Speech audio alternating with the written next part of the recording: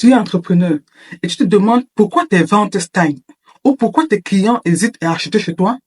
Et si le problème venait de tes prix, de tes fournisseurs ou tout simplement de la qualité de tes produits, ces trois erreurs peuvent détruire ton business plus vite que tu ne l'imagines.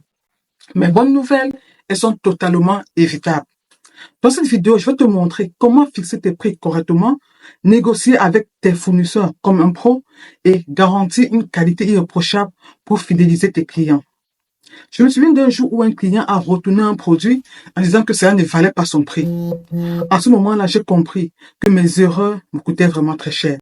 Je vais te raconter comment j'ai corrigé tout ceci, ok? Bienvenue sur ma chaîne, je suis Nicole Stéphanie, ta coach spécialisée dans la création de revenus multiples. Et sur cette chaîne, je t'aide à trouver des idées business qui marchent vraiment. Aujourd'hui, on va parler des 3 erreurs fatales qu'un vendeur sur 2 commet. La première erreur est celle de mal fixer tes prix. Beaucoup d'entrepreneurs sous-évaluent leurs produits pour attirer plus de clients. Mais le problème qu'ils ignorent, c'est que, en faisant ça, tu sabotes non seulement tes marges, mais tu donnes une mauvaise perception de ton produit. Imagine un peu, si tu vends un service de coaching par exemple à $20, les gens penseront que ça ne vaut vraiment pas grand-chose. Mais si par contre tu le proposes à $200 avec des arguments solides, les gens verront une vraie valeur. Le but ici est de mettre en avant les qualités de ton produit ou de tes services. Et ce que tu devras faire ici, c'est de calculer tes prix de façon intelligente. Tu vas d'abord penser au coût de production, tu vas ajouter ta marge bénéficiaire et la valeur perçue de ton produit. C'est ce qui sera son prix de vente. Et si c'est un service que tu vends par exemple, bien sûr que les calculs ne seront pas faits de la même façon. Car fixer le prix d'un service demande une réflexion basée sur tes coûts, tes objectifs financiers et la valeur perçue par tes clients.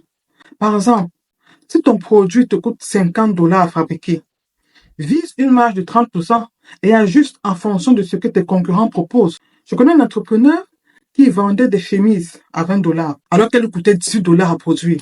Résultat, il perdait de l'argent. En augmentant son prix de la chemise à $40 et en valorisant la qualité de ses tissus, il a pu ainsi doubler ses ventes. Maintenant que tu sais comment fixer tes prix, voilà une autre erreur qui peut te coûter cher. La deuxième erreur ici, c'est de mal négocier avec tes fournisseurs. Et à y penser, on aurait même dû commencer par là. Beaucoup de vendeurs acceptent les premières propositions sans même chercher à obtenir de meilleures conditions. Laisse-moi te dire ceci. Si tu ne négocies pas, tu laisses de l'argent sur la table. Alors, concrètement, comment négocier efficacement? Premièrement, tu dois faire des recherches. Il ne faut pas hésiter à magasiner. Compare plusieurs fournisseurs pour connaître les prix du marché. Deuxièmement, montre que tu es sérieux. Si tu commandes régulièrement, les fournisseurs seront plus enclins à te donner des rabais. Et troisièmement, n'hésite pas à proposer des deals à tes fournisseurs. Par exemple, offre de payer en avance pour obtenir une réduction ou encore de prendre des produits en gros pour plus de rabais. Fais des deals gagnant-gagnant. Ici, je vais prendre un exemple pratique. Un vendeur des accessoires de téléphone a négocié avec son fournisseur chinois en acceptant d'acheter en gros. Résultat, une réduction de 15% sur ses coûts et des marges beaucoup plus intéressantes qu'il a pu gagner. Mais une fois que tu as de bons prix, il y a aussi une autre chose à ne pas négliger. Et là, on tombe à la troisième erreur, celle de négliger la qualité de ton produit. Un produit de mauvaise qualité ne te coûtera pas seulement un client, mais aussi et surtout ta réputation qui doit être préservée. Je me souviens du vendeur de vêtements amples qu'on appelle chez nous généralement dans mon pays d'origine des cabas. C'était vraiment très joli. Mais le coutu lâchait très vite. À peine tu t'habillais, tu faisais un petit mouvement et puis ça se déchirait. Les clients commençaient à laisser des commentaires négatifs et elle a perdu 50% de ses ventes en moins de 2 mois. Et bien qu'elle ait amélioré la qualité de son produit par la suite, il était difficile pour elle de récupérer ses précédents clients, car la première vision restait toujours là.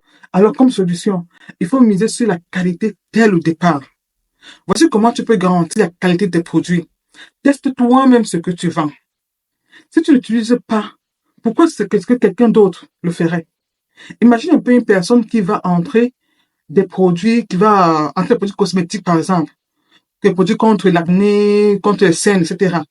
Et cette même personne est en tête pour présenter son produit en ayant elle-même l'acné ou alors les cernes sous les yeux.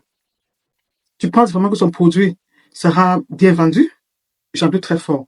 Si tu vends par exemple des bijoux, et que tu garantis des matériaux durables, tes clients seront certainement ravis.